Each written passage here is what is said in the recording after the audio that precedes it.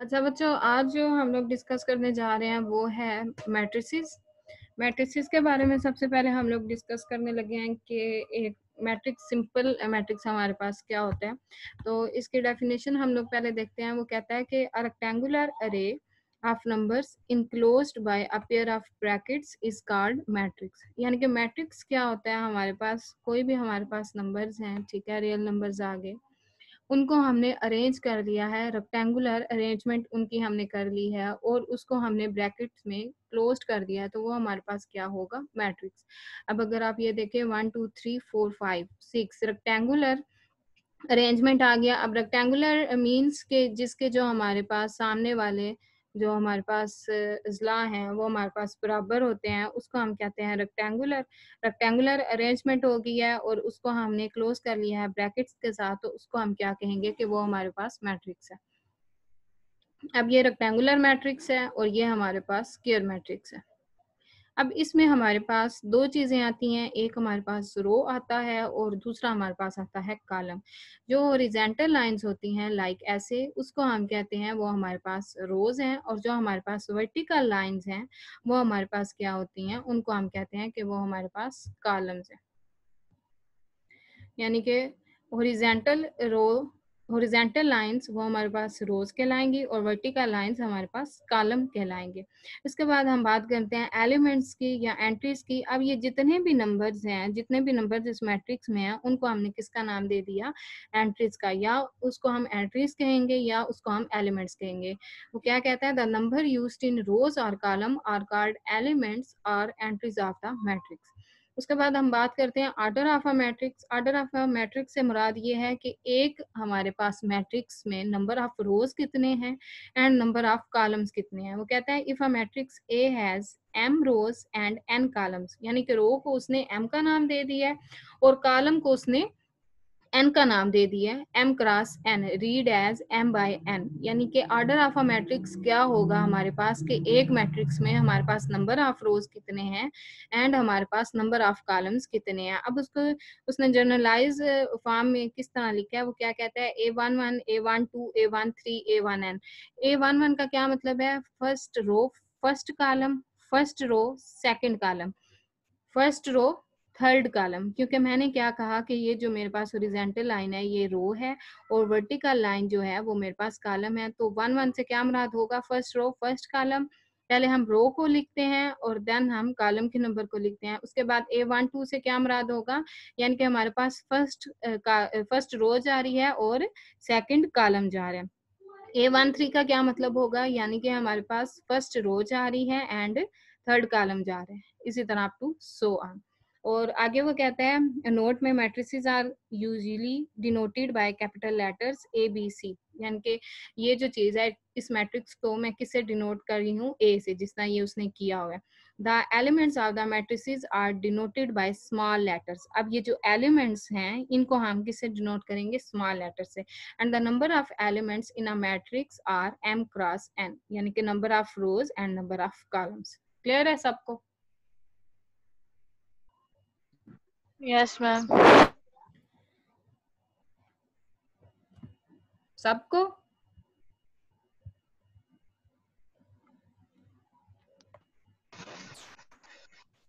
Yes ma'am. अच्छा, अब next आ रहा है हमारे पास एग्जाम्पल है द मैट्रिक्स 2 3 5 -5 4 7। एक matrix given has 2 cross 3 elements. 2 cross 3 elements का क्या मतलब है, यानी कि इसमें आपके पास, मैंने पहले क्या कहा कि सबसे पहले हम किसको लिखते हैं, रोज को लिखते हैं, देन हम कॉलम्स को लिखते हैं। तो ये उसमें क्या बता रहा है, वो ऑर्डर बता रहा है, यानी कि 2 उसकी रो है और 3 उसके कॉलम है। ठीक है।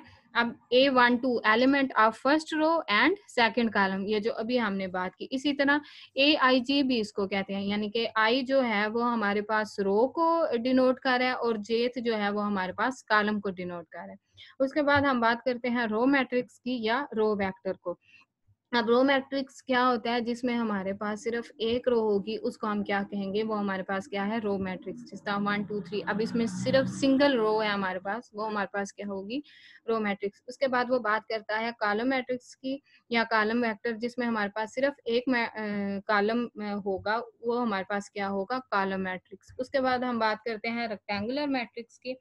रेक्टेंगुलर मैट्रिक्स हमारे पास क्या होता है, जिसमें number of rose and number of columns हमारे पास इक्वल नहीं होंगे, उसको हम क्या कहेंगे कि वो हमारे पास क्या है, रेक्टेंगुलर मैट्रिक्स। यानी कि अगर इसका मैं आर्डर पूछूं तो इसका आर्डर क्या होगा, 2/3, यानी कि 2 क्या होगा, इसकी नंबर ऑफ रोज होंगी एंड 3 क्या होगा, इसके नंबर ऑफ कॉलम्स होंगे। कॉलम। तो वो हमारे पास क्या होगा, रेक्टेंगुलर मैट्रिक्स।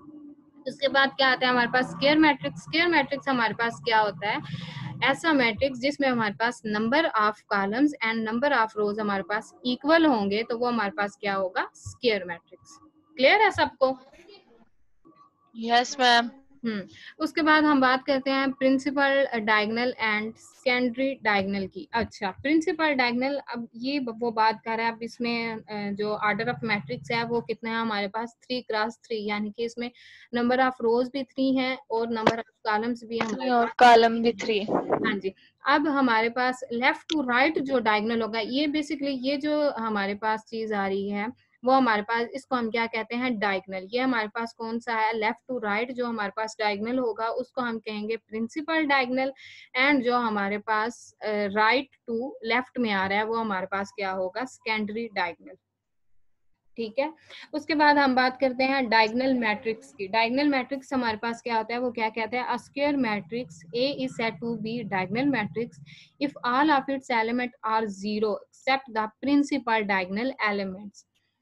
अच्छा, प्रिंसिपल डायगोनल, इसका वो क्या मतलब कह रहे हैं कि डायगोनल मैट्रिक्स हमारे पास क्या होगा, कुछ समझ आई इस डेफिनेशन की? Yes ma'am. क्या? मैम के जो प्रिंसिपल डायगोनल होगा ना, इसके अलावा बाकी सारे जो एलिमेंट्स होंगे वो जीरो होंगे। वो जीरो होंगे, वेरी गुड। यानी कि कोई एक एलिमेंट प्रिंसिपल डायगोनल में से कोई एक एलिमेंट आपका जो है वो नॉन जीरो होना चाहिए, बाकी सारे जो हैं वो आपके जीरो हो सकते हैं। अब अगर आप देखो, ये हमारे पास प्रिंसिपल डायगोनल बनता है। अब इसका पहली एंट्री जो है वो जीरो है, सेकंड जो है वो 1 आ जाती है और ये वाली जो थर्ड आ जाती है। अब इसमें प्रिंसिपल डायगोनल में 1 1 और 3 आ जाता है। अगर मैं एक और मैट्रिक्स यहाँ पे लिखूं, तो अगर मैं सिर्फ प्रिंसिपल डायगोनल लिखने लगी हूँ, तो ये भी मेरे पास जीरो आ सकता है, ये भी मेरे पास जीरो आ सकता है और ये मेरे पास 4 आ सकता है।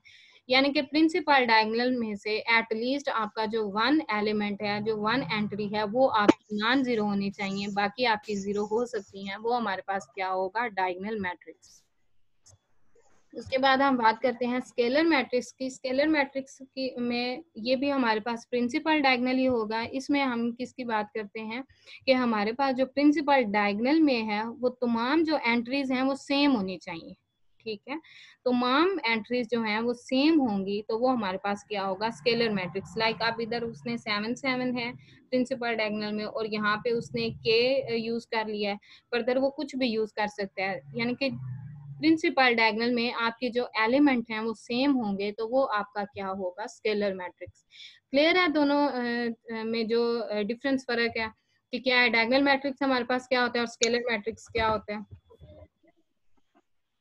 Yes ma'am. सबको यस क्लियर है? मैम। मैम डायगोनल में कोई एक एलिमेंट जो है वो नॉन जीरो होना चाहिए, और जो स्केलर मैट्रिक्स है उसमें सेम होने चाहिए। सेम होने चाहिए। ठीक है, आपका जो प्रिंसिपल डायगोनल है वो आपका सेम होना चाहिए। अच्छा, प्रिंसिपल होंगे वो होंगे।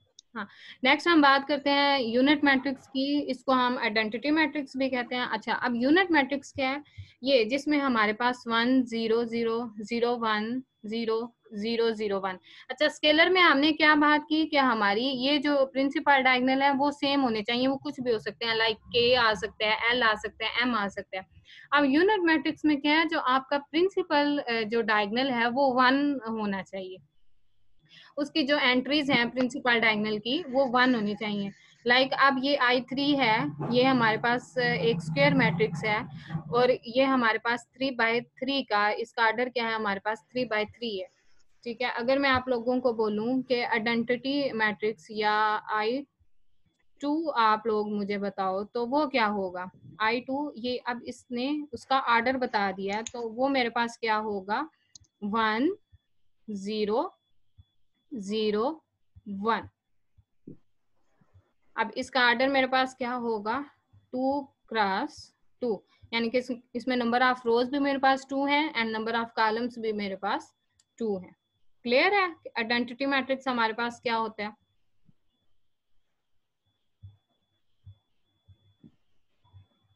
Yes ma'am.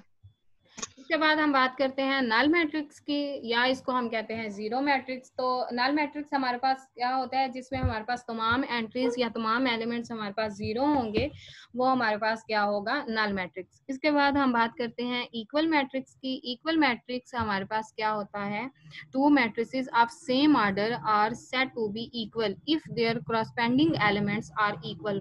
अच्छा, इक्वल मैट्रिक्स वो क्या होते हैं, तो क्या कहते हैं कि आप अगर आपके पास दो मैट्रिक्स हैं, उनका जो ऑर्डर है एक तो वो भी सेम होना चाहिए और दूसरे जो उनके एलिमेंट्स हैं कोरस्पेंडिंग एलिमेंट्स हैं वो भी सेम होने चाहिए। फॉर एग्जांपल अगर मैं आप लोगों को एग्जांपल दूं, दो मैट्रिक्स हैं हमारे पास, ठीक है। एक मेरे पास है A इज इक्वल टू 2 3 4 5। एक मेरे पास ये मैट्रिक्स हो गया। सेकंड मैं ले लेती हूँ B is equal to 5 3 4 4 2। अच्छा, इक्वल मैट्रिक्स में हमने क्या बात की कि एक तो उसका ऑर्डर सेम होना चाहिए और दूसरे जो उसके कोरस्पेंडिंग एलिमेंट्स हैं वो इक्वल होने चाहिए, देन उसको हम क्या कहेंगे कि वो हमारे पास क्या है इक्वल मैट्रिक्स है। तो अगर आप लोग देखो ऑर्डर, सबसे पहले हम इसका चेक करते हैं, तो ऑर्डर तो इसका सेम है। क्या ऑर्डर इसका आ रहा है 2 by 2, ये ऑर्डर आ रहा है, यानी कि इसमें number of rose and number of columns आपकी इक्वल है। उसके बाद हम इसके एलिमेंट्स की बात करते हैं, क्रॉसपेंडिंग एलिमेंट्स। इट्स मीन कि अगर आपके पास फर्स्ट एंट्री 2 है तो सेकंड मैट्रिक्स की भी फर्स्ट एंट्री आपके पास 2 ही होनी चाहिए। अगर यहाँ पे 3 है तो देन आपके पास ये भी 3 होनी चाहिए। अगर यहाँ पे 4 है तो यहाँ पे भी 4 होना चाहिए। अगर यहाँ पे 5 है फर्स्ट मैट्रिक्स में, देन सेकंड मैट्रिक्स की जो एंट्री है वो भी आपके पास सेम होनी चाहिए। देन उसको हम कहेंगे कि वो हमारे पास क्या है करस्पेंडिंग एलिमेंट्स है। तो अगर आप लोग देखो तो ये सेम नहीं है, तो इट्स मीन कि ये आपके पास इक्वल मैट्रिक्स नहीं है। क्लियर है सबको। Yes ma'am.